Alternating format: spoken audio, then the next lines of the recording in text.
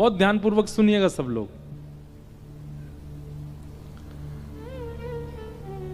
तो धारण करने को धर्म कहते हैं, पर उस धर्म की एक वृहद व्याख्या आप श्री ने सुबह जो पंचसूत्र कहे, सबसे पहला कुटुंब प्रबोधन, ये धर्म है। कुटुंब प्रबोधन में क्या आता है? भोजन, भवन, भ्रमण, भाषा, भूषा के मध्य भारतीय संस्कारों का जागरण। भोजन कैसा हो ये धर्म कहता है, ये धर्म है। भोजन कितने बजे हो ये भी धर्म है। भोजन में क्या पाएं ये भी धर्म है। थोड़े युवा लोग जो यहां बैठे हैं बुरा नहीं मानिएगा, पर जब आप वो वाली रोटी खाते हो जो लंबी खिंचती है, हमारे शास्त्रीय अनुसार भोजन वो होना चाहिए जो हाथ से तोड़ा गया और मुख पर जाने के बाद दोबारा हाथ में ना आवे थाली तक, उसको भोजन कहते हैं। किसको भोजन कहते हैं? जो मुख से लगने के बाद दोबारा हाथ में शेष ना आवे नीचे तक, मुख में ही चला जाए। आप कभी दक्षिण भारतीय लोगों को देखेंगे ना, वहां पे ज्यादातर लोग भात खाते हैं या इडली खाते हैं, साग के साथ, सूप के साथ, वो क्या बोलते हैं उसको, क्या बोलते हैं, सांबर के साथ। सागर वाले भी दक्षिण भारतीय हो हैं, सांबर के साथ खाते। वो कैसे खाते हैं पता है?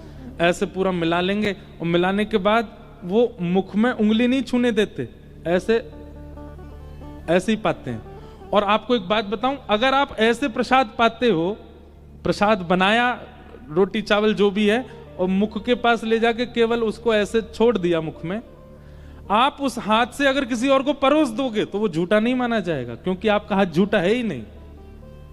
अब ये भोजन, ये धर्म है। अब इतनी गहराई में कौन उतरे, पर उतरोगे तभी धर्म है। भोजन कैसे पाना चाहिए, क्या पाना चाहिए, कब पाना चाहिए, सब धर्म कहलाता है। कभी कभी हमारा भी बिगड़ता है, पर हम व्यास मंच से इसलिए कह रहे हैं क्योंकि कई बार व्यास मंच से कही हुई बात वो हमारे मन में घूमती रहती है कि तुमने व्यास मंच से कही, पहले तुम भी सुधारो, हमको भी सुधारना है। भोजन,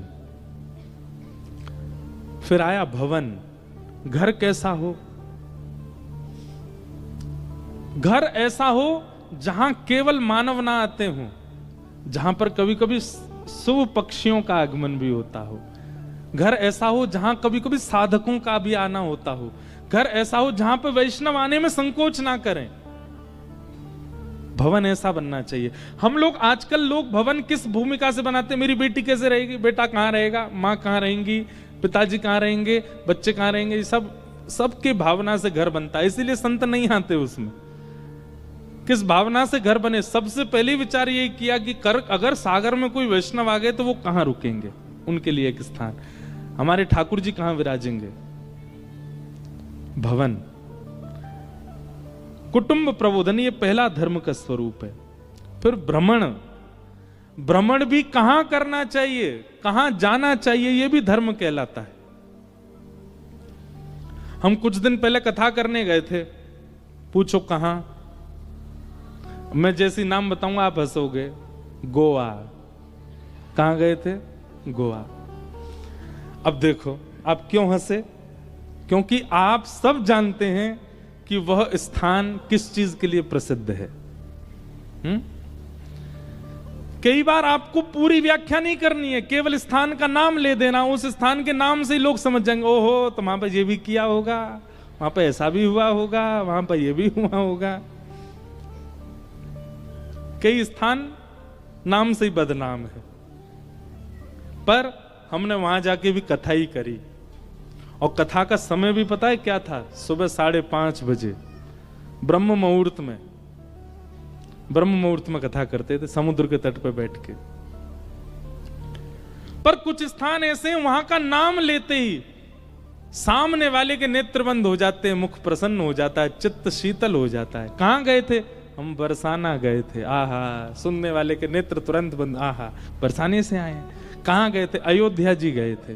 कहां गए थे? बद्रीनाथ धाम। अरे भैया हमको भी ले चलते। कहां गए थे? श्री जगन्नाथपुरी गए थे। कहां गए थे? श्रीरंगम गए थे। कहां गए थे? नाथ द्वार गए थे, द्वारिकापुरी गए थे। अब आप कहोगे सब तीर्थों के नाम पर नहीं, कई ऐसे स्थान हैं जो तीर्थ नहीं है पर वहां के नाम भी अति पवित्र हैं। तो भ्रमण भी कहां होना चाहिए, यह भी धर्म है। अच्छा, स्थान कैसा भी हो, आप किस उद्देश्य से गए हो, वह उद्देश्य भी आपका भ्रमण धर्म बना देता है। उद्देश्य तो उचित था ना, उद्देश्य। फिर कुटुंब प्रबोधन में आपने अगला लिखा भाषा। भाषा यह भी धर्म है। अपनी भाषा का, मातृभाषा का और अपनी ग्रामीण भाषा का, जन्मदात्री भाषा का ज्यादा से ज्यादा उपयोग, और उसका उपयोग ऐसा कि सामने वाले के चित्त में भी उसके प्रति सम्मान हो।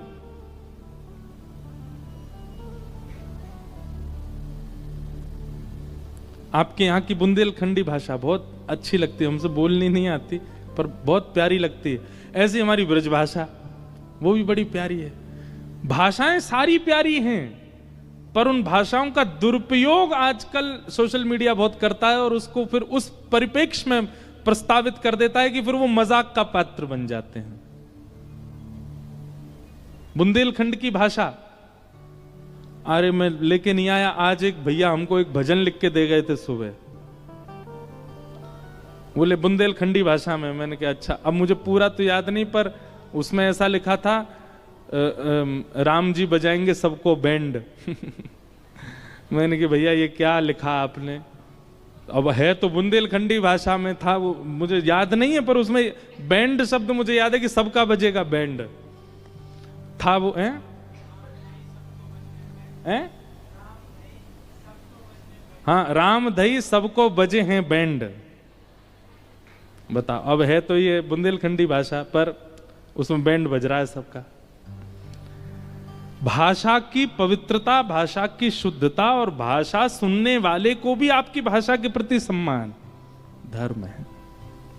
हम तो पूरा प्रवचन ही इसी पे कर देंगे, इतने सूत्र हमको मिल गए। सीधी बात, कुटुंब प्रबोधन। कुटुंब का मतलब अपना परिवार नहीं, आप जिस मातृभूमि से आते हैं उन सबका प्रबोधन, उन सबका विस्तार हो। भोजन से, भवन से, भ्रमण से, भाषा से, भूषा से आपकी संस्कृति का प्रावधान बने, ये प्रथम सूत्र है। कई लोग बहुत शर्मा जाते हैं, हम पूछते कहां से आए तो बता देंगे बुंदेलखंड में वहां से आए। अच्छा, तो हम जबरदस्ती उनकी भाषा में बोलते हैं, अच्छा कितने जा रहे, और उनको बहुत शर्म आती है, नहीं नहीं हिंदी बोलेंगे। हम नहीं बोलते, हमारे घर के बड़े लोग बोलते हैं, हम नहीं बोलते। क्यों नहीं बोलते, क्यों शर्माना, बोलो, अपने मातृभाषा बोलो। जिस भाषा ने आपका जो जन्म है वो केवल आपकी मां ने नहीं दिया है, जिस पृथ्वी पर आप जिस भूमि पर जन्मे हो वहां की मिट्टी भी है, वहां का जल भी है, वहां की वायु भी है। यदि वहां के इस रूप का, नियम का पालन आप नहीं करोगे तो मात्र घात का पाप लगेगा, आपको करना चाहिए। तो कुटुंब प्रबोधन। फिर दूसरा धर्म क्या है, पर्यावरण संरक्षण। भारतीयों में एक लक्षण तो है, पवित्रता पे बहुत ध्यान देते हैं, शुद्धता पे नहीं देते। स्वयं नहाएंगे, 2-2 बार नहाएंगे, शुद्ध कपड़े पहनेंगे, धुए हुए कपड़े, पर जब पर्यावरण की बात आती है, मतलब देह को तो शुद्ध बनाते हैं पर बाह्य जो समाज है उसको पवित्र नहीं रखते। आप धर्म नहीं कर रहे हो। धर्म पर्यावरण की संरक्षणता। फिर आपने तीसरा सूत्र दिया स्व का जागरण। अब इसमें भाषा आदि सब है, पर स्व का जागरण, अपनी खोज, अपना उद्देश्य पहचानना, हम क्यों आए हैं संसार में, अपनी स्थिति को जानिए, ये सब धर्म कहलाता है। फिर सामाजिक समरसता, अगर कोई अन्य जाति का है, अन्य संप्रदाय का है, तो उसका भी उतना ही सम्मान होना चाहिए। हम रामानुजी संप्रदाय के हैं पर हम हरिवंशी भी गाते हैं, हरिदासी भी गाते हैं, सारे परंपराओं का सम्मान करते हैं, सब भावों का, ये सामाजिक समरसता। और नागरिकता का बोध, हम हिंदू नागरिक हैं, पर हिंदू केवल ध्वजारोहण करने से नहीं हो जाते, राष्ट्रगान करने से नहीं हो जाते, राष्ट्रगीत गाने से नहीं हो जाते, केवल 26 जनवरी 15 अगस्त मनाने से नहीं हो जाते।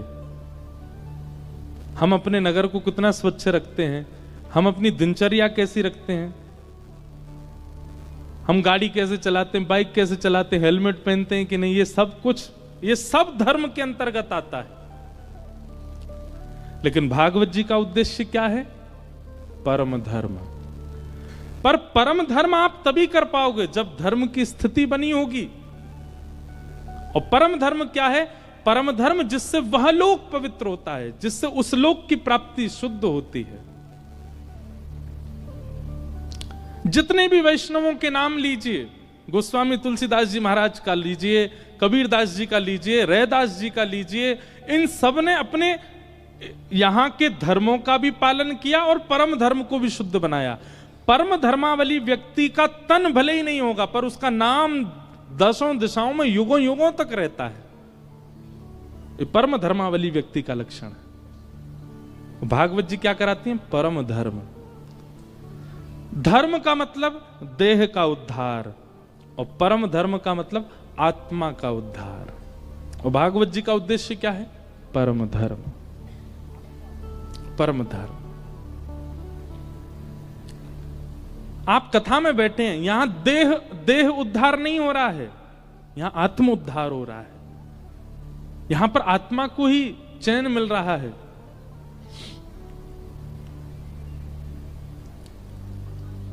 परम धर्म। फिर दूसरी बात आती है कि भागवत जी का अधिकारी कौन है, किसको कथा सुनने का अधिकार है? तो कहते हैं निर्मत सराणाम सताम, जिसके चित्त में मात्सर्य दोष नहीं है। एक बात याद रखिएगा बंधुओं, बहुत ध्यानपूर्वक सुनिएगा। आपके अंदर यदि काम दोष है तो भी एक दिन आप उस दोष से निवृत्त होकर भगवत प्राप्ति कर सकते हो। आपके अंदर क्रोध बहुत ज्यादा है तो भी आपको भगवत प्राप्ति हो जाएगी। आपके अंदर लोभ है, मोह है, तो भी आपको भगवत प्राप्ति हो जाएगी। आपके भीतर अहंता, ममता, चिंता, ये सारे अवगुण भी हैं तो भी आपको भगवत प्राप्ति हो जाएगी। परम व्यास मंच से कह रहे हैं और सिग्नेचर करके आपको प्रमाणित बोल देंगे कि अगर ये दोष आपके अंदर है तो आपको कभी भगवत प्राप्ति नहीं हो सकती। और वो दोष क्या है? ईर्ष्या। ईर्ष्या का दोष यदि आपके चित्त में है, आप कभी भगवत प्राप्ति नहीं कर सकते, आप कभी ठाकुर जी को प्राप्त नहीं कर पाओगे। और क्षमा कीजिएगा, कलयुग में काम भी है, क्रोध भी है, अहंता, ममता, चिंता सब कुछ है, मोह भी है, पर इन सब से कई गुना ज्यादा ईर्ष्या है मानव के चित्त में। ईर्ष्यालु व्यक्ति भगवत प्राप्ति नहीं कर सकता। इसलिए हम तो कहते हैं कुंभ में जाके स्नान करो, गंगा जी में स्नान करो, बालाजी को प्रणाम करो, संतों को प्रणाम करो। और जब प्रणाम करते हैं ना, उस समय सारे अवगुणों को चित्त में धारण करके प्रणाम करो। पता चला सागर में कोई महापुरुष आए हैं, उनको प्रणाम करने जब जा रहे हैं, उस समय अपने सारे अवगुण चिंतन करके जाओ। मुझ में ईर्ष्या भी है, उसे मुझे बहुत इच्छा होती है, मुझ में क्रोध भी है, मन ही मन सोचते रहिए और सारे अवगुणों को चित्त में धारण करके तब प्रणाम कीजिए। आप जब प्रणाम करके लौटेंगे, आपका एक अवगुण तो शांत हो चुका होगा वहां पर, ये निश्चित है। आप गंगा जी स्नान करने जाइए, अपने अवगुणों को धारण करके जाइए। हे गंगा मैया, आजकल हम बहुत ज्यादा व्यसन करने लगे हैं, हे गंगा मैया हमारे अंदर लोभ बहुत ज्यादा हो गया है, इसी भाव से प्रणाम करो। गंगा मैया में एक डुबकी लगाती आपका लोभ कम हो जाएगा। हम लोग अपने अवगुणों को प्रधान मान के जाते ही नहीं है, इसलिए हमारे अवगुण सदा सुरक्षित रहते हैं चित्त में। व्यक्ति लोभी था 25 वर्ष की उम्र में और 80 वर्ष की उम्र तक लोभी ही रहा।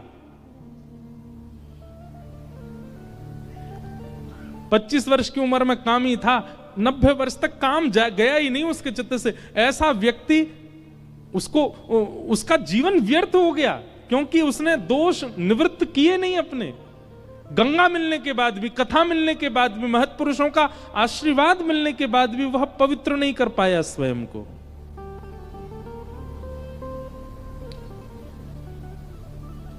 इसलिए हमारी प्रार्थना है ईर्ष्या का द्वेष, ईर्ष्या का दोष जो चित्त में होता है दूसरों के प्रति, किसी की उपलब्धि देख के, किसी की सुंदरता देख के, किसी के अच्छे गुण देख करके जो आप विचलित हो जाते हो, ये बहुत बड़ा दोष है। उस दोष को चित्त में धारण करके कथा सुनिए, 7 दिन में आपका वो दोष खत्म होगा। हमने कथा कहते कहते अपने कई दोषों को निवृत्त किया, सब कहने मंच से कहने वाली बात नहीं, पर हां कथा कहते कहते हमने दर्शन किया कि कई दोष, ऐसा नहीं है सारे दोष खत्म हो गए, पर कई दोष चले गए और जो रह गए वो भी जाएंगे। इसी के लिए ही जीवन मिला है कि निवृत्त हो लो, अपना सारा किया कराया जो है उसको समाप्त करो। आप लोगों को कभी सोच के ऐसा अच्छा नहीं लगता, आप रात्रि सोते हैं और सुबह जब उठ जाते हैं तो सुबह उठते समय ये विचार किया करो, आज भी मैं जीवित हूं, इसका मतलब आज भी ठाकुर जी मुझसे उम्मीद लगाएं कि मैं कुछ परिवर्तन करूंगा। कीजिए।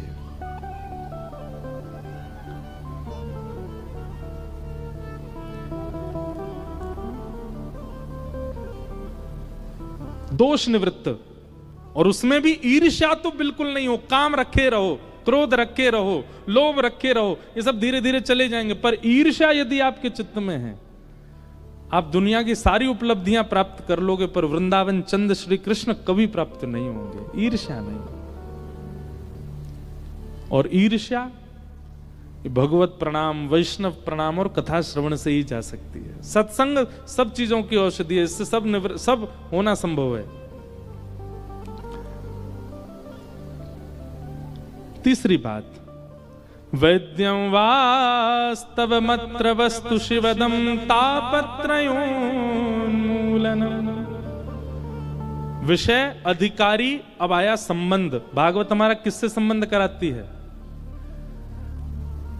कथा श्रवण के बाद मैं कथा में कहता हूं, ठाकुर जी आपको ठाकुर जी नहीं दिखें, ठाकुर जी आपको परमात्मा नहीं दिखें, ठाकुर जी आपको भगवान नहीं दिखें, ठाकुर जी के प्रति किसी संबंध का दर्शन होने लग जाए। कथा श्रवण के बाद फिर जब भी आप ठाकुर जी को देखें तो आपको एक संबंध का भाव उनके प्रति जागृत हो जाए, आपको ये लाला जैसे दिखने लग जाएं, आपको ये अपने पिता जैसे दिखने लग जाएं, अपने पुत्र जैसे दिखने लग जाएं, मीराबाई की तरह, मेरे तो गिरधर गोपाल दूसरों ना कोई, जाके सिर मोर मुकुट मेरो पति सोई। प्रियतम के रूप में दिखने लग जाएं, मित्र के रूप में दिखने लग जाएं, गुरु के रूप में दिखने लग जाएं, कोई संबंध रूप में ठाकुर जी का दर्शन हो, तब समझिए कथा सुनिए। कथा सुनने के बाद वो भगवान ही दिख रहे हैं आपको, नहीं, एक संबंध।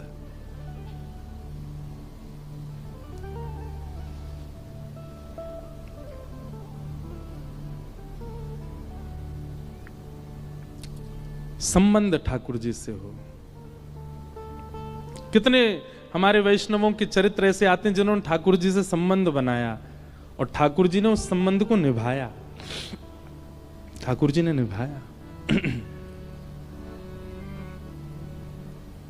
अयोध्या के एक महापुरुष हुए, वो वशिष्ठ कुल गोत्रीय थे और वशिष्ठ जी राम जी के गुरु जी। तो जब वो वशिष्ठ कुल में हुए तो एक दिन सोचने लगे मेरा गोत्र वशिष्ठ है, इस नाते से तो मैं राम जी का गुरु हुआ, क्योंकि मैं वशिष्ठ जी का वंशज हूं।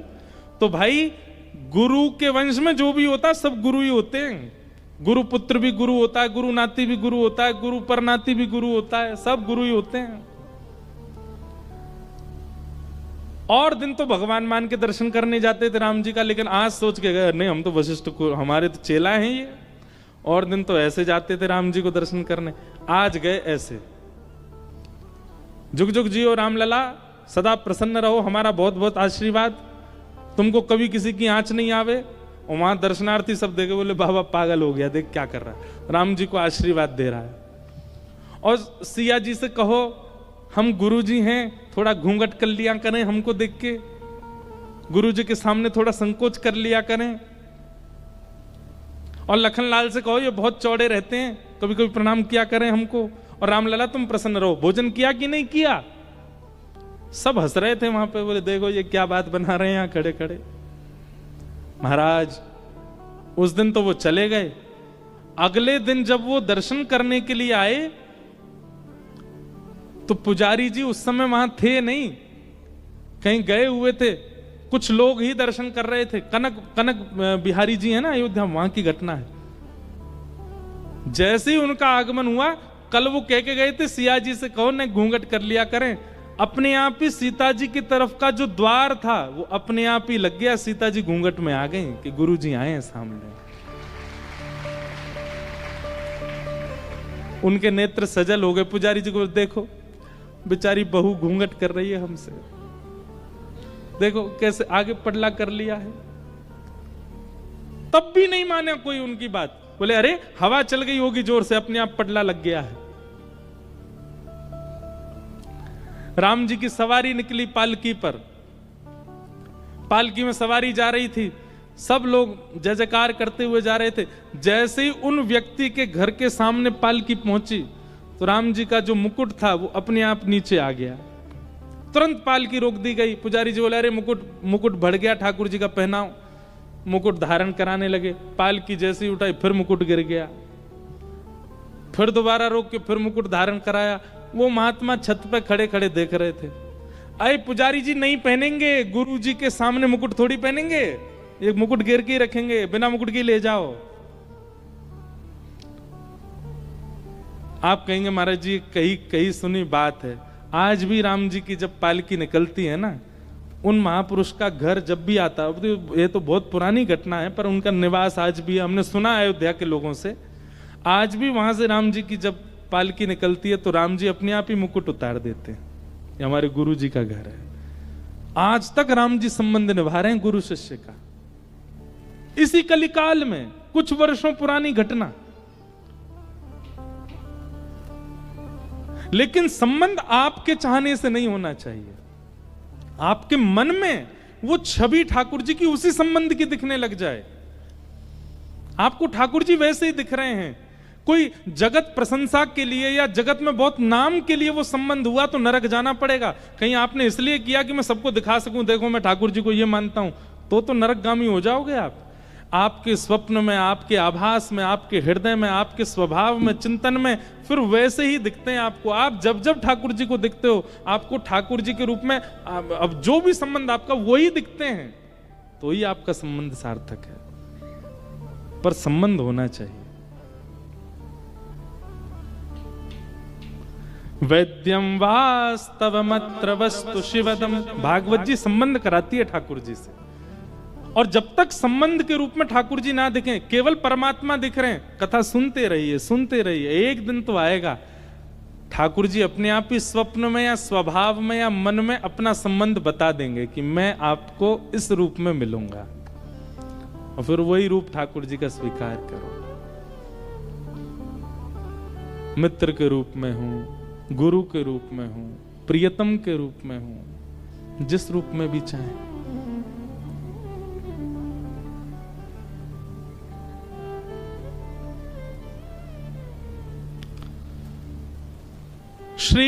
श्रीमद्भागवते महामुनि कृते किंबा परैरीश्वर सद्यो हृद्यवरुध्यते त्रिकृतुभिः शुश्रूषुभिस्तत्क्षणात्। एक हमारे ब्रज में मदन मोहन जी का मंदिर था। सप्तनिधि का पद गाते हैं ना हम, श्यामा हृदय कमल सो प्रगटो, उसमें तीसरे ठाकुर, दूसरे ठाकुर कौन है? मदन मोहन जी। हमारे वृंदावन के 7 ठाकुर कौन कौन से? गोविंद देव, गोपीनाथ, मदन मोहन, राधा रमण, राधा वल्लभ, जुगल किशोर और श्री बांके बिहारी। ये 7 ठाकुर हैं वृंदावन के। सबसे पहले कौन है? गोविंद देव, जयपुर में। दूसरे गोपीनाथ, वो भी जयपुर में। तीसरे मदन मोहन, वो कहां है?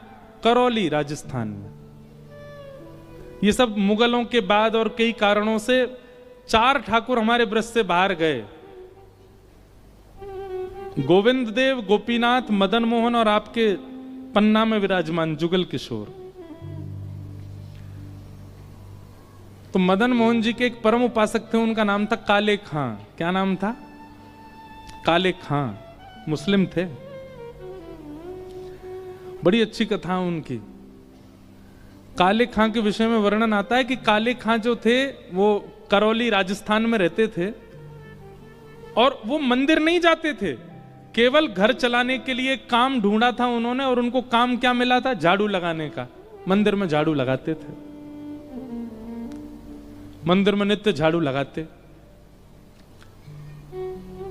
और कभी दर्शन करते नहीं थे मदन मोहन जी का। बस उनका काम था बाहर की पूरी सफाई साफ सुथरी कर देना, आदि आदि ऐसा काम। एक दिन राजभोग आरती हो रही थी मदन मोहन जी की, और काले खां ऐसे झाड़ू लगा करके और बस झाड़ू रख करके जा रहे थे, और राजभोग आरती की भीड़ लगी थी। तो काले खां के मन में आज पता नहीं क्या आया, उसने कही इतने सालों से मैं यहाँ पे झाड़ू लगा रहा हूं, एक बार देखूं तो सही है मंदिर का देवता है कैसा। तो भीतर भी नहीं गए, बाहर निकलते निकलते ऐसे पीछे मुड़ करके देखा, और जैसे ही मदन मोहन लाल जी का स्वरूप देखा, कटाक्ष नेत्र, मधुर मुस्कान, हाथ में वंशी। अब काले खां की स्थिति ये हो गई कि पीछे एक बार देख करके काले खां ने जैसे ही आगे देखा, अब वो जहां देख रहा है वहां उसको वही दिख रहे हैं। अब जिधर देखें वही मदन मोहन जी दिख रहे हैं। ये मदन मोहन जी का दर्शन करा रहे हैं आपको टीवी पे, ये मदन मोहन जी, यही छवि दिखे। अब तो काले खां की स्थिति हो गई कि अपने घर जाता और अपनी नमाज आदि जो भी उनकी होती थी वो करते, लेकिन वो नमाज करने भी बैठे तो उसके बाद भी उनको यही रहती कि अब कब भोजन पाके मैं फिर से शाम की सेवा में जाऊं। और शाम को पहुंच गए, जाके अपना झाड़ू आड़ू करके वो फिर से देखा, अब तो रूप माधुरी का दर्शन करके मदन मोहन बोले ये इतना सुंदर बालक, इतना इतना बढ़िया श्रृंगार, इतने सुंदर नेत्र, इतने सुंदर गाल, इतना सुंदर मुखमंडल। अब तो मदन मोहन जी को लत लग गई, काले खां को लत लग गई मदन मोहन जी के। और मैं गलत नहीं बोला, मैंने सही बोला, मदन मोहन जी को लत लगी है काले खां को देखने की। भैया अगर हम जब दर्शन करते हैं हम तो 2-2 घंटा देखते रहते हैं तो भी हमको कोई फर्क नहीं पड़ता, पर एक छवि देखते ही चित्त वृत्ति अपने वश में ना हो तो समझ जाना आपने नहीं, ठाकुर जी ने आपको देखा है, ठाकुर जी की दृष्टि आप पे पड़ी। हमारे शैलेंद्र जी बता रहे थे कि महाराज जी बिहारी जी में कभी गया नहीं, वृंदावन से हमारा कोई दूर दूर तक संपर्क नहीं, पर देखते ही मेरे नेत्रों से आंसू नहीं रुक रहे हैं। आपको मान तो नहीं होना चाहिए इस बात का, अभिमान भी ना हो, भगवान करे कभी, पर आपने नहीं, बिहारी जी आपको देख रहे थे, इसीलिए आपके नेत्र सजल थे। उनकी दृष्टि पड़ जाए तो फिर किसी काम के रह थोड़ी जाते हैं।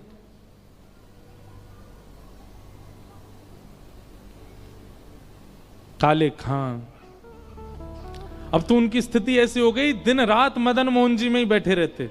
उनकी पत्नी को यह बात पता चल गई कि ये अपना देवता छोड़ करके अपने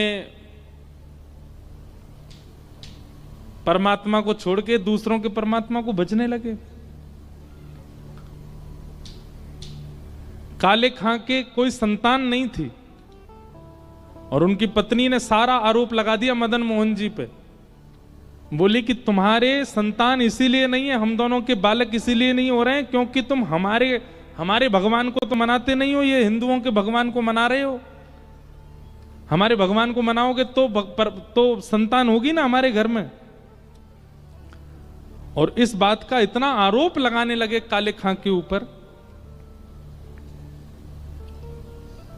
काले खां बोले अब कुछ ऐसा करना पड़ेगा कि ये आरोप दूर हो। संतान की प्राप्ति की इच्छा नहीं है, इच्छा क्या है कि मदन मोहन जी पे आरोप ना लगे कि इनकी वजह से मुझे संतान नहीं है। वो प्रियतम मानते थे मदन मोहन जी को, अपना प्रेमी। मदन मोहन जी से जाके बोले हे नाथ, मुझे संतान नहीं चाहिए, पर मेरी पत्नी आप पर आरोप लगाती है कि आपकी वजह से मुझे बालक नहीं हो रहे हैं। मेरी पत्नी आप पर आरोप लगाना बंद कर दे और उसकी बात गलत साबित हो जाए, इसके लिए मैं आपसे कह रहा हूं एक संतान मेरे घर में हो जाए। मदन मोहन जी ने ऐसी सुनी कि उसके 11 महीने बाद ही काले खां के घर एक पुत्र का जन्म हो गया। और पुत्र का जन्म हुआ, अब सुनो बात सुनो, पुत्र का जन्म होकर पिता नृत्य करता है कि मैं पिता बन गया, पर काले खां तो सीधे जैसे ही पता चली बेटा हुआ है, मदन मोहन जी के मंदिर गए, वहीं जाके नाचने लगे, मेरे मदन मोहन जी कलंक रहित हो गए, मेरे मदन मोहन जी पे अब कोई कलंक नहीं लगाएगा, मेरे ठाकुर जी कलंक रहित हो गए। उनको प्रसन्नता उसकी नहीं कि बेटा हुआ है। मदन मोहन जी बस अब जीवन में आपसे कभी कुछ नहीं मांगूंगा, आप ऐसे घर वालों का मुंह बंद कर दिया आपने, अब मैं आपका आप मेरे, हमारे बीच में अब कोई नहीं आएगा। लेकिन एक बात याद रखिएगा, कृष्ण को भजने वाले सब कान खोल के सुनो, सब कुछ सीधा सीधा सीधा सीधा चले ये ठाकुर जी को मंजूर नहीं है। कुछ तो टिगड़मबाजी करते हैं, टेढ़े हैं ना, कुछ तो करते हैं। एक दिन अब धीरे धीरे उनका पुत्र बड़ा होने लगा, अब पत्नी रोकती नहीं थी काले खां को, क्यों बेटा मिल गया। एक दिन बेटा थोड़ा बड़ा हो गया, जमुना किनारे खेल रहा था और एक काले सर्प ने बेटे को डस दिया, नीला पड़ गया पूरा पुत्र। और उस पुत्र को गोद में लेकर के पत्नी रोते रोते काले खां के पास गई। काले खां मंदिर में बाहर झाड़ू लगा रहे थे, वहीं बैठे रहते थे, चिंतन करते थे मदन मोहन जी का। हमारे पुत्र को सर्प ने काट लिया, चिल्लाती हुई आई, जल्दी करो, वैद्य के पास ले चलो, किसी फकीर के पास, उसको झाड़ा लगवाना पड़ेगा, इसका विष उतरवाना है। और उसी समय घंटे घड़ियाल बजने लगे, मदन मोहन जी की आरती होने लगी। काले खां ने अब नियम बना लिया, तो सारी आरतियों के दर्शन बाहर ही खड़े खड़े करते थे, अंदर नहीं आते थे। कहीं कोई कुछ कह ना दे, कोई कुछ कहता नहीं था, पर फिर भी उनको था कि मुझे कहीं कष्ट ना हो जाए कि कोई मुझे टोक दे, तुम क्यों आ गए, इसलिए बाहर जी दर्शन करते थे। यहां पत्नी मृतक पुत्र को हाथ में लेके खड़ी है कि जल्दी किसी वैद्य के पास ले चलो। और यहां मदन मोहन जी के घंटे घड़ियाल बजने लगे, आरती हो रही थी। तुरंत उत्साह में खड़ा हो गया और खड़े होकर के मृतक पुत्र को देखने के बाद भी पलट गया और मदन मोहन जी की आरती करने लगा। दूर से बोले, आहा मेरे लाला, कितने सुंदर लग रहे हो, कितने प्यारे लग रहे हो। पत्नी ने जब ये दृश्य देखा, अपने मृतक पुत्र को वहीं रख दिया और अपने पति से लड़ने लगी। बोले कि तुम किस नरक में जाओगे, कि क्या गति होगी तुम्हारी। तुम अपने परमात्मा को छोड़ दूसरों के परमात्मा को भजते हो, और वो भी इस स्थिति में, तुम्हारा बालक मरा पड़ा है सामने।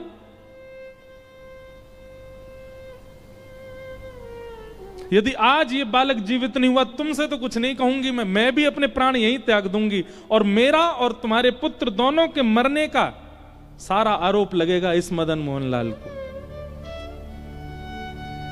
काले खां को यही मंजूर नहीं है, मुझे कुछ भी कह दो, मेरे मदन मोहन जी को कुछ मत करो, वो मेरे प्राण हैं, मेरे जीवन धन है, उनके ऊपर आरोप मत लगाओ।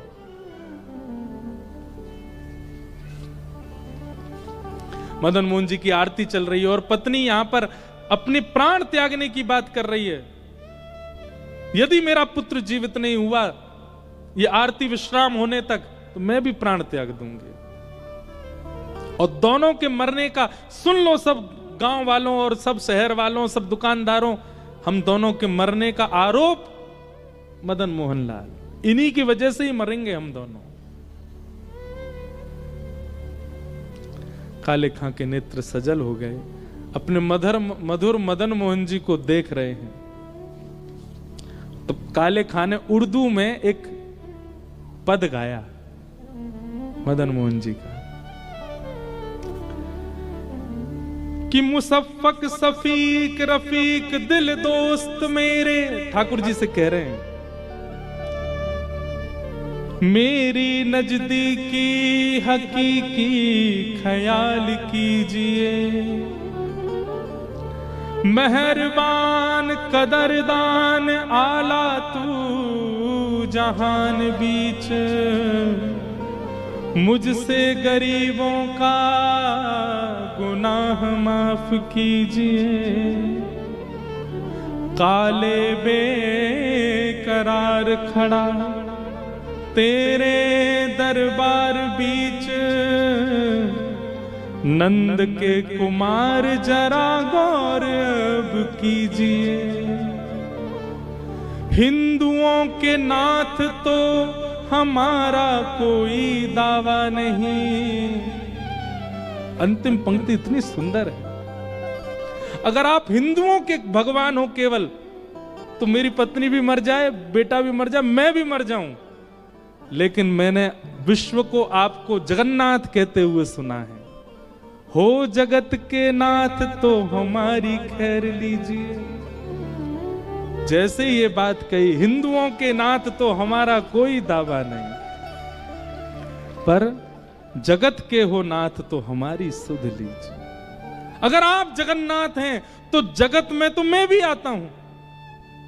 मैं हिंदू नहीं हूं पर जगत में तो हूं, और आप तो जगन्नाथ हो। काले खाने हजारों की तादाद में भीड़ खड़ी हो गई थी। नीला पड़ा है पुत्र और पत्नी प्राण त्यागने को तैयार खड़ी है। वो काले खां गा रहा है, हो जगत के नाथ तो हमारी सुध लीजिए। और ऐसा कहते ही काले खां का पुत्र जीवित होकर खड़ा हो गया, और जैसे ही खड़े हुए अपने पिता की उंगली पकड़ ली। अपनी भाषा में जो पिता को बोलते हैं वही बोलते हुए, पिताजी एक बालक मेरे साथ खेल रहा था, वो बालक कहां गया? वो बहुत अच्छा था, वो बहुत सुंदर था, वो मेरे साथ खेल रहा था, पिताजी वो कहां गया? उसके बड़े बड़े नेत्र थे, बहुत सुंदर था, उसकी मुस्कान बहुत अच्छी थी, मुझे उसके साथ खेलना नहीं है पिताजी, बस उसके सामने बैठकर उसको देखना है, वो कहां है पिताजी? काले खां ने अपने पुत्र को गोद में लिया और इशारा करते हुए मदन मोहन जी की ओर दिखा, देख सामने देख, वो तो नहीं। और जैसे ही बालक ने देखा, हाँ पिताजी यही तो था जो मेरे साथ खेल रहा था, इतनी देर से मैं और ये यमुना तट पे ही खेल रहे थे। उसी दिन काले खां की पत्नी, उनकी बेगम और उनके पुत्र तीनों और पूरा वंश मदन मोहन जी के दरबार के सेवक बन गए। आज भी मदन मोहन जी में आरती होती है, आरती के बाद ये गाया जाता है। मदन मोहन जी के बाद एक शब्द और गाते हैं वहां पे, करौली राजस्थान में। कारे के बेटा को जब कारे ने खायो, कारे के बेटा को जब कारे ने खायो, तो कारे की कविता सुन बेटा जिवायो है। कारे के बेटा को कारे ने खायो, तो कारे की कविता सुन कारे ने जिवायो है। ये भी तो काले हैं, ऐसे हमारे ठाकुर जी। तो संबंध बहुत जरूरी है ठाकुर जी के प्रति, और वो संबंध कथा बनवाएगी। गाओ। ब्रज के नंद लाला, राधा जी के सांवरिया, सब दुख दूर हुए जब तेरा नाम लिया। ब्रज के नंद लाला, राधा जी के सांवरिया, सब दुख दूर हुए जब तेरा नाम। एक रहस्य की बात बताएं, अगर कथा हो और कथा में कीर्तन हो और उस कीर्तन में कोई ताली ना बजाए और गाए ना, और कहीं गलती से उसका दोबारा जन्म अगली बार हुआ, तो जीव और हाथ मिलते नहीं है फिर। इसलिए आप सबसे हमारी प्रार्थना है, इतना मधुर संकीर्तन है, इतना मधुर वातावरण है, सागर में एक सूक्ष्म कुंभ जैसा प्रकट हुआ है। ठाकुर जी की ऐसी मधुर कथा चल रही है, भाव से करताल बजा के मदमस्त होकर के गाइए सब लोग। ब्रज के नंद लाला, राधा जी के सांवरिया, सब दुख दूर हुए जब तेरा नाम लिया। ब्रज के नंदलाला राधा जी के सावरिया, सब दुख दूर हुए जब तेरा नाम लिया। ओ सब दुख दूर हुए जब तेरा नाम लिया। सब दुख दूर हुए जब तेरा नाम लिया। ओ सब दुख दूर हुए जब तेरा नाम लिया। सब दुख दूर हुए जब तेरा। बोलो वृंदावन बिहारी लाल की।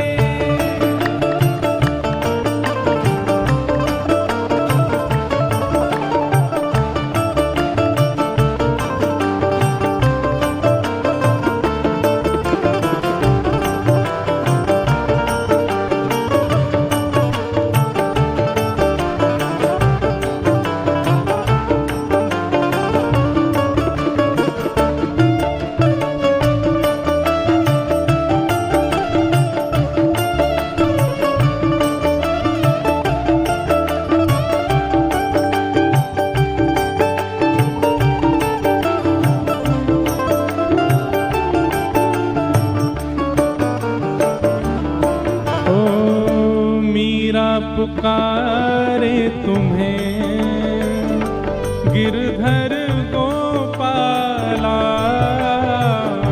मीरा पुकारे तुम्हें गिरधर गोपाला। मीरा पुकारे तुम्हें गिरधर गोपाला।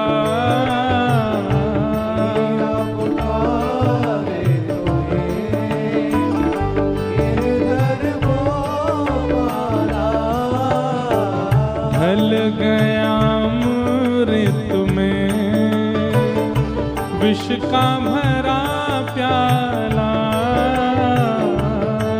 गया अमृत में विष का भरा प्याला। ओ विष का भरा प्याला कौन मिटाए उसे जिसे तूने राख लिया।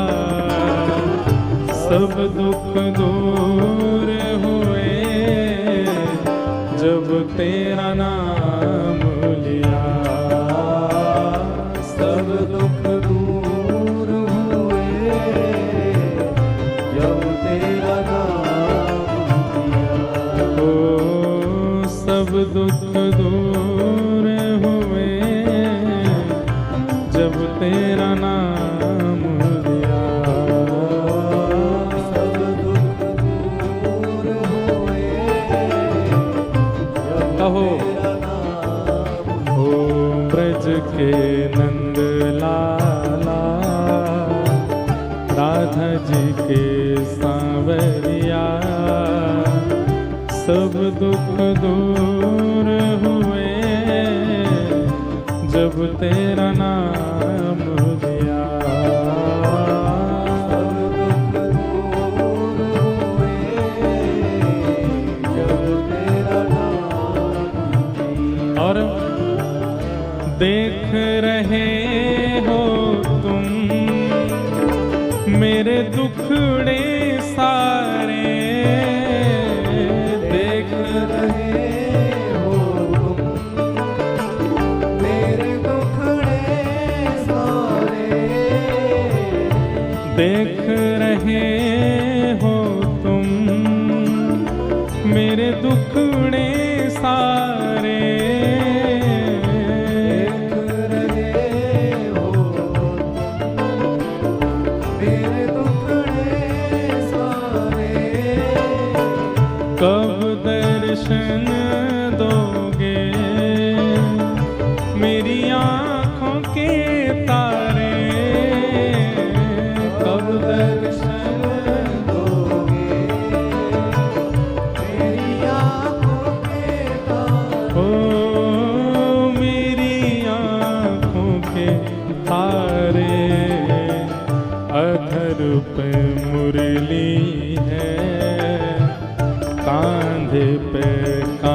सांवरिया सब दुख दूर हुए जब तेरा नाम लिया।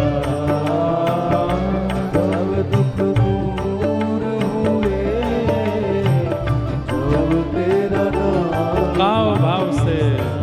ओ ब्रज के नंद लाला राधा जी के सांवरिया सब दुख दूर हुए जब तेरा नाम लिया। सब दुख दूर हुए जब तेरा नाम।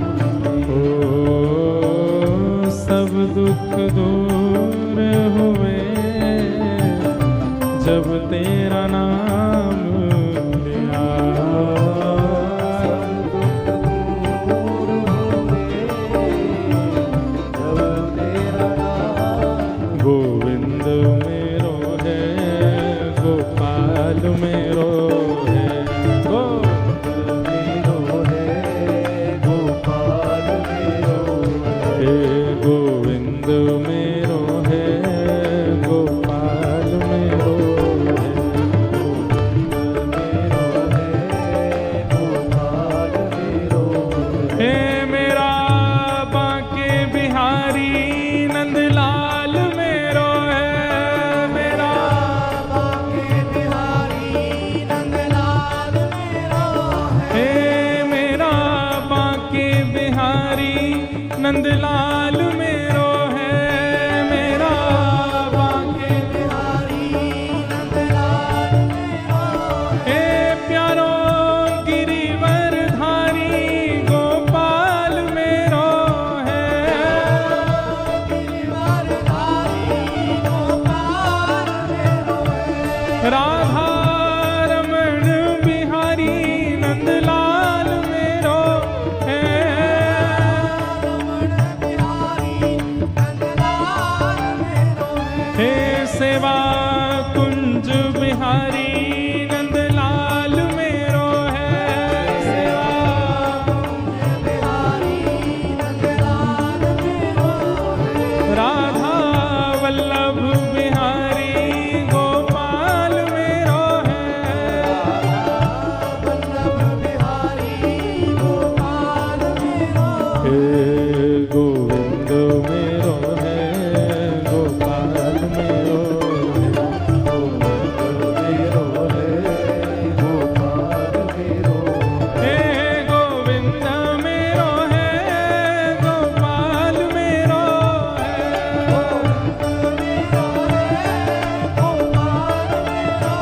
हाँ गोविंद मेरो है गोपाल मेरो है।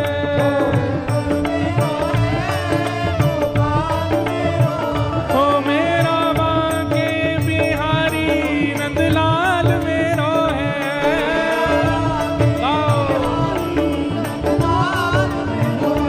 राधा रमण बिहारी नंदलाल मेरो है।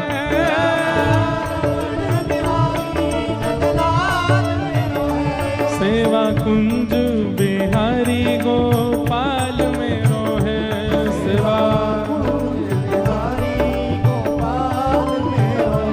राधा वल्लभ बिहारी नंदलाल मेरो है।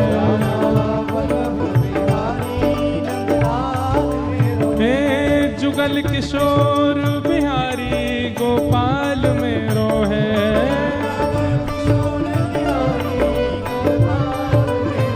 हे जुगल किशोर बिहारी नंदलाल मेरो है। जय हो। हे गोविंद मेरो है गोपाल मेरो है। हाँ गोविंद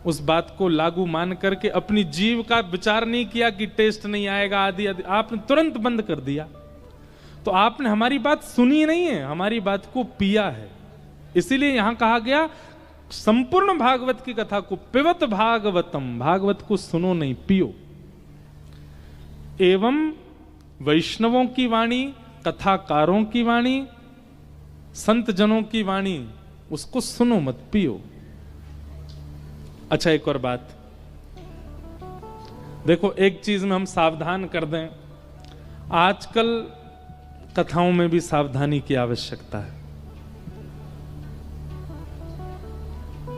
पंडाल लगते हैं, कथाकार कथा भी करते हैं, सब चीज, पर कथाकार परोस क्या रहे हैं, यह विवेक श्रोताओं को होना चाहिए।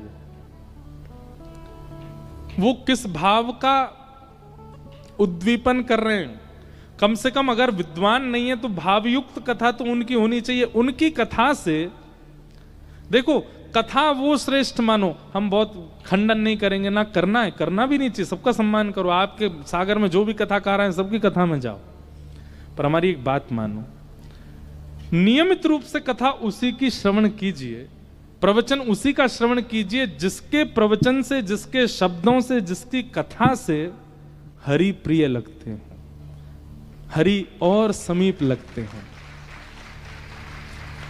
कई बार हरि तो दूर दूर तक नहीं है, राम जी तो दूर दूर तक नहीं है, ठाकुर जी वो कथा वक्ता ही प्रिय लगने लग जाते हैं। जय बढ़िया है, जय ओ वाह महाराज नहीं, ऐसा नहीं करना है।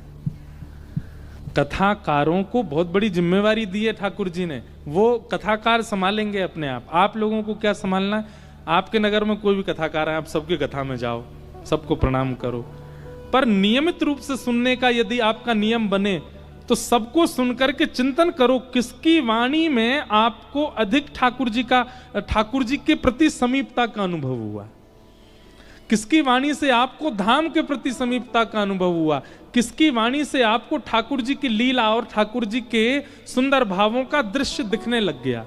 उस लीला को, उसी वक्ता के चरण पकड़ लो। वो वक्ता आपके लिए ही भेजे हैं ठाकुर जी ने, हजारों वक्ता हैं।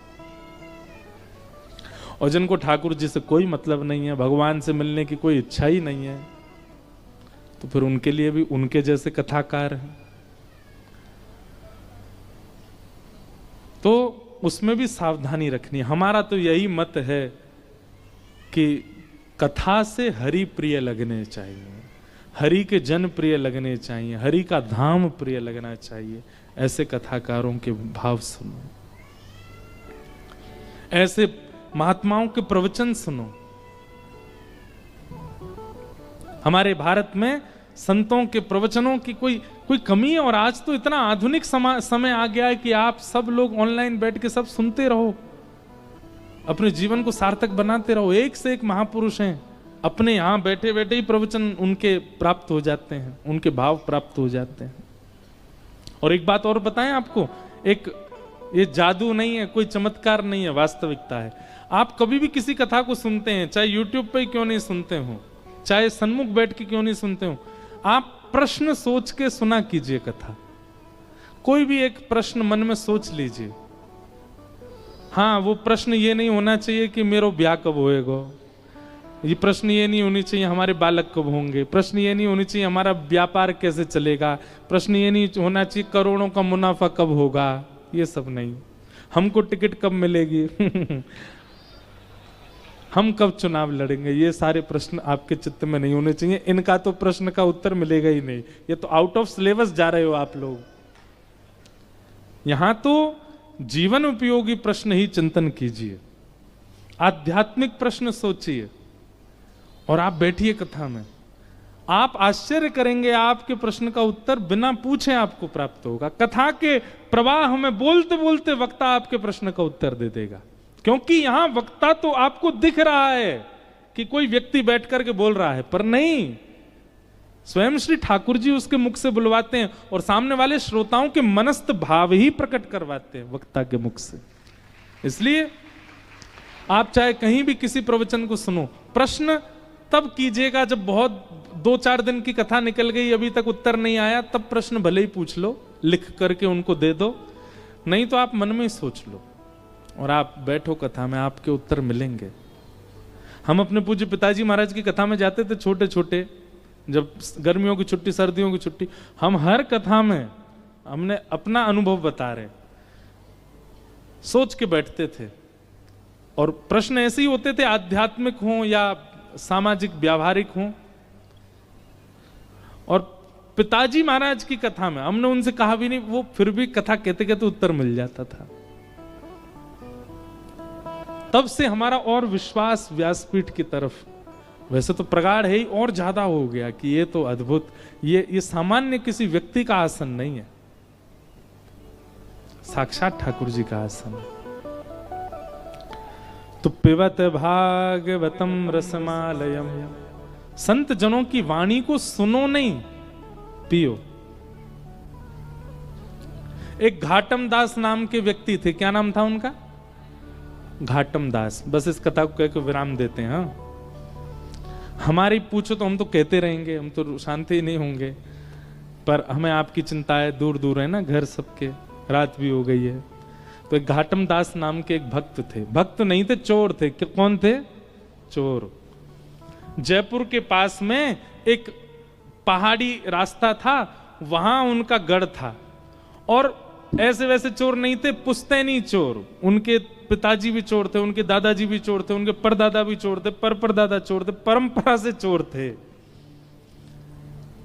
उनके गांव में भी सबको पता था कि कौन है परंपरा से चोर है। वो शादी ब्याह में भी जाते थे, ये हमारे गांव का पारंपरिक चोर है।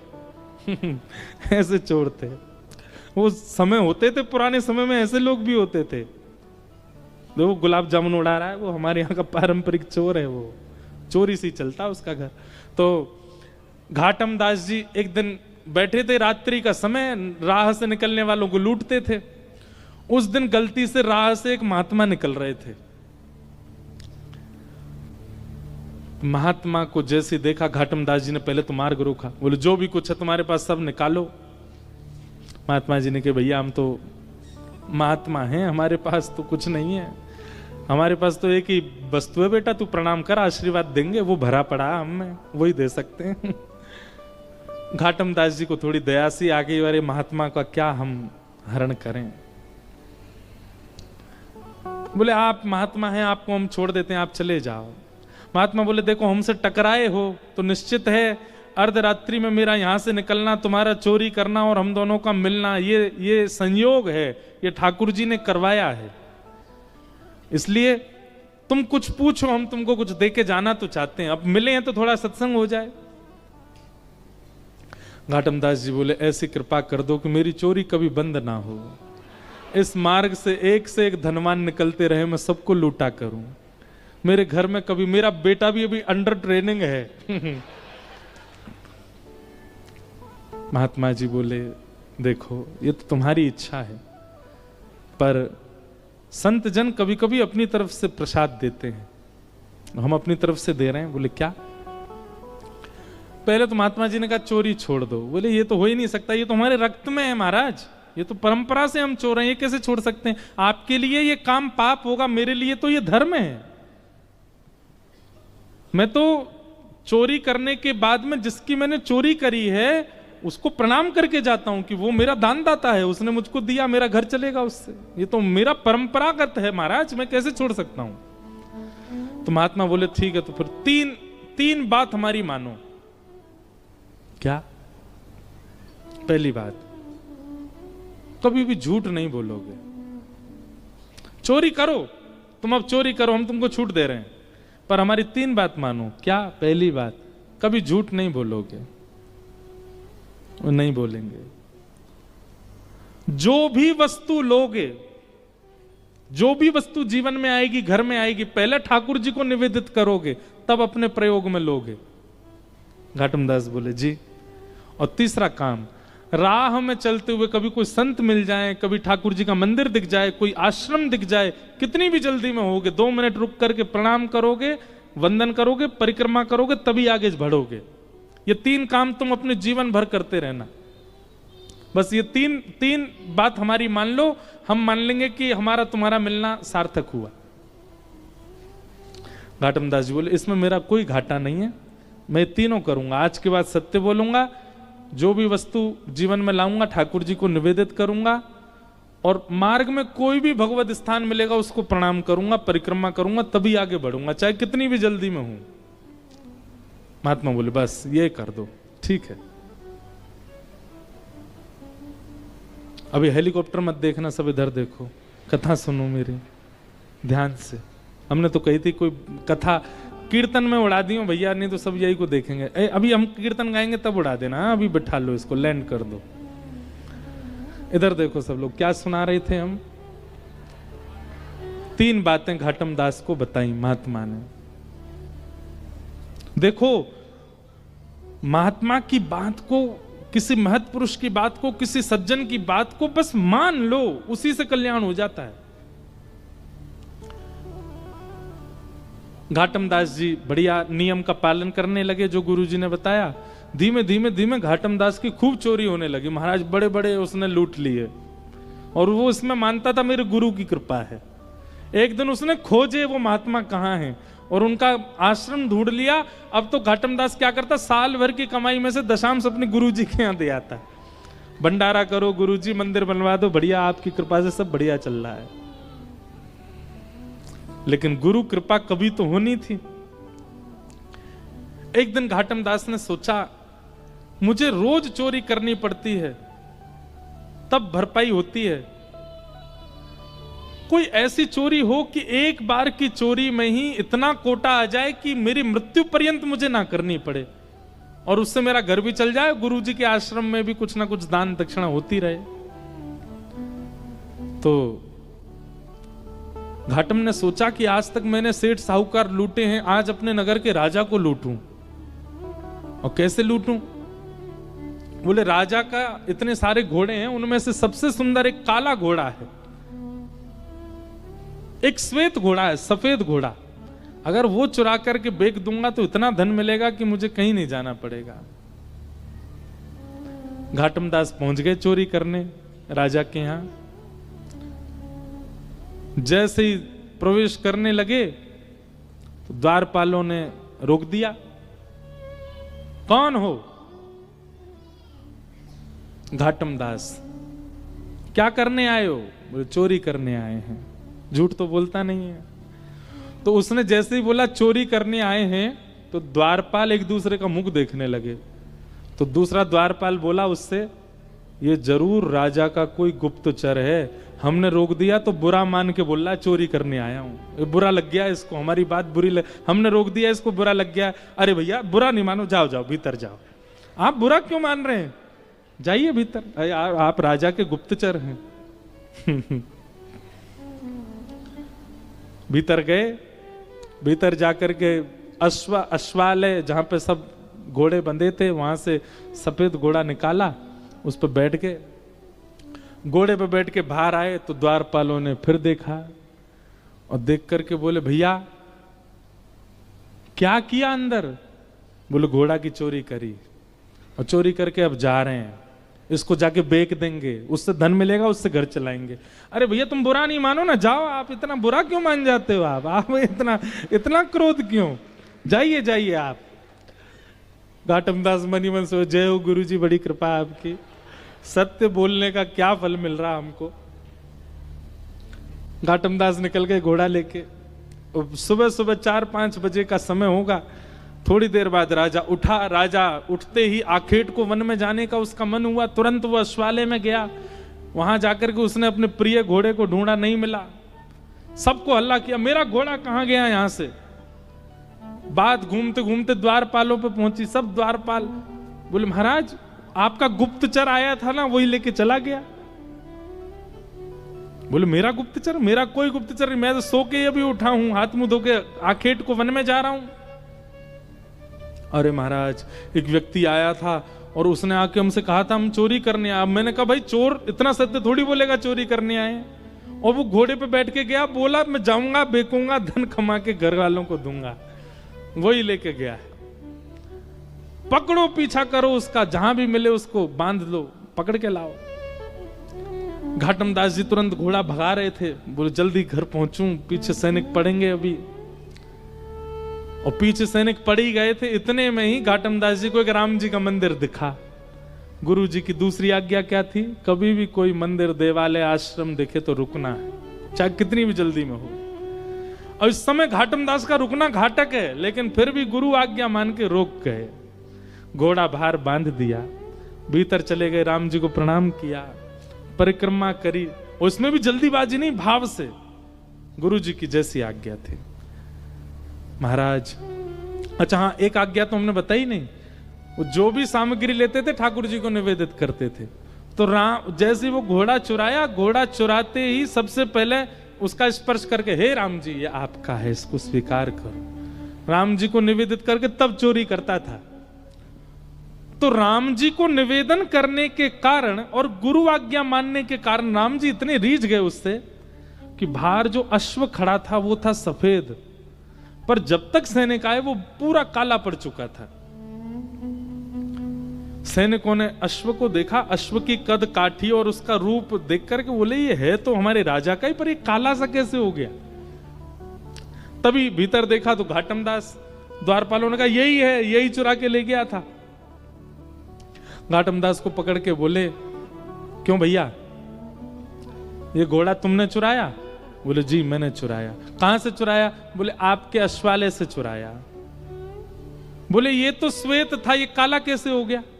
बोले ये मुझे नहीं पता, पर जब ये मिला था तो मैंने बस ठाकुर जी को निवेदित कर दिया। ठाकुर जी को निवेदित करने के बाद ये काला कब पड़ा, अब ये मुझे नहीं पता। अब भैया ये तुम्हारे राजा का थोड़ी, अब तो ये राम जी का हो गया। अब राम जी को जैसा घोड़ा प्रिय लगता होगा वैसा बन गया, और उनको सांवला प्रिय होगा इसलिए सांवला बन गया। सैनिक बोले क्या उटपटांग बातें करता है, इसको पकड़ के ले चलो राजा के पास। राजा के पास ले गए, राजा अपना घोड़ा देख के हैरान, बोले ये काला कैसे हो गया, ये मेरा घोड़ा नहीं है। अब घाटम कह रहा नहीं नहीं ये आपके यहां का ही घोड़ा है, पर आपका नहीं है, अब ये राम जी का हो गया है, अभी राम जी का है, और उनकी प्रसादी में स्वीकार कर रहा हूं। सब आश्चर्य में बोले सच भी बोल रहा है और इसकी बातों पे विश्वास भी नहीं हो रहा, घोड़ा काला पड़ गया है, क्या क्या चल रहा है समझ नहीं आ रहा। तो राजा बोला मुझे एक बात याद है, मेरे घोड़े के गले पर एक मस्सा है, यदि वो मस्सा इसके है तो ये घोड़ा मेरा है। जैसे उसका गला देखा तो वहां मस्सा था। अब सब उसको पूछा ये काला कैसे पड़ा? बोले नहला के देख लो, धुला के देख लो, रगड़ के देख लो, मैंने कोई रंग नहीं पोता इस पे। राजा को विश्वास करना पड़ा उसकी बात पर। बोले ये काला हुआ कैसे? बोले मैंने राम जी को निवेदित किया था। उनकी बात सुनकर के राजा इतना प्रसन्न हो गए कि राजा ने घाटम दास जी की गुरु आज्ञा पर प्रसन्न होकर के, रीझ करके, और राजा ने उनसे कहा देखिए महाराज आप भले ही चोर हैं, पर मैं आज आपको एक ऑफर दे रहा हूं अपनी तरफ से। क्या? इस राज्य की गुरु पदवी खाली, आप हमारे गुरु बन जाओ, हमारे राज्य गुरु हो जाओ। घाटम दास जी महाराज, उनके पद भी आते हैं भक्तमाल जी में, नव भक्तमाल राजस्थान के भक्तों में। तो घाटम दास जी महाराज इतना रोए, बोले मैंने चोरी नहीं छोड़ी, और चोरी के साथ साथ केवल गुरु आज्ञा का पालन किया, और उसका फल मुझे यह मिला कि आज केवल गुरु आज्ञा से मैं एक राजगुरु बन गया।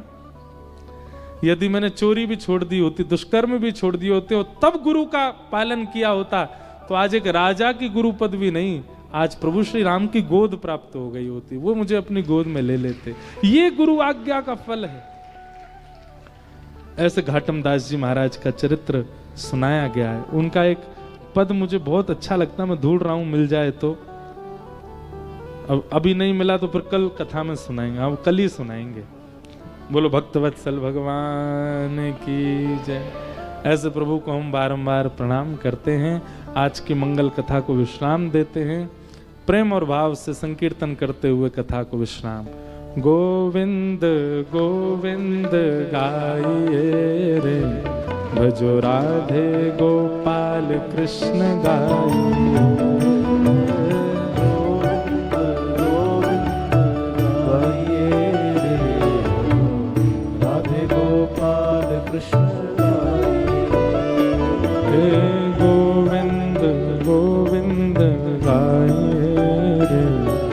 जो राधे गोपाल कृष्ण गाइए।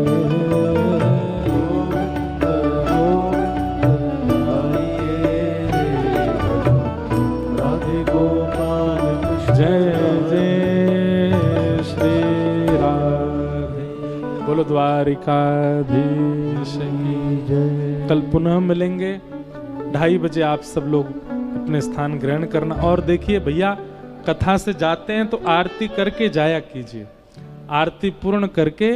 और विधान तो यह कि व्यास चले जाएं तब जाना चाहिए, पर आप लोग बहुत जल्दी में हो तो जाओ, नहीं तो आरती करके जाइए। सबको जय श्री कृष्ण, जय श्री कृष्ण, जय सिया राम। जय सिया राम, नेक जोर से बोलो, जय श्री कृष्ण, जय श्री कृष्ण, जय सिया राम, जय सिया राम, जय श्रीमन नारायण, जय जय श्री राम, जय जय श्री राधे, जय जय श्री राम। नमः पार्वती पतये, हर हर महादेव।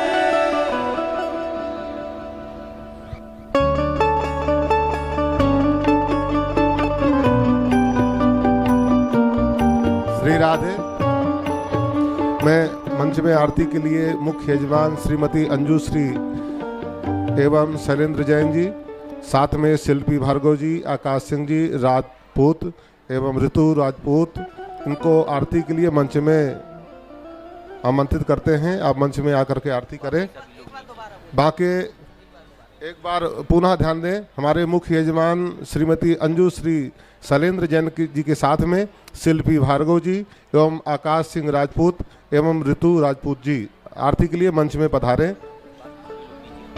और मैं अभी कुछ नाम ले रहा हूं, वो लोग नीचे से ही आरती करेंगे। उसके उपरांत पूज्य महाराज श्री का मंच में आकर के आशीर्वाद लेंगे। श्री बांके बिहारी संकीर्तन मंडल सागर के गायक विवेक साहू जी से प्रार्थना है, आप मंच में आकर के पूज्य महाराज श्री को अपना भेंट प्रदान कर सकते हैं। श्रीमान सुखदेव मिश्रा जी, श्री अजय दुबे जी, श्री अमित बैखरैया जी, श्रीमती नीलम अहिरवार जी, श्री नितिन शर्मा जी, श्री देवेंद्र कटारे जी, श्री ऋतु सिंह जी राजपूत, आकाश सिंह राजपूत, श्री राजकमल केसरवानी, श्री लक्ष्मण सिंह जी, श्री निकेत गुप्ता जी, श्री विनय मिश्रा जी, वृंदावन अहिरवार सपत्नीक मंच में आकर नीचे से आरती करेंगे। विवेक सोनी जी,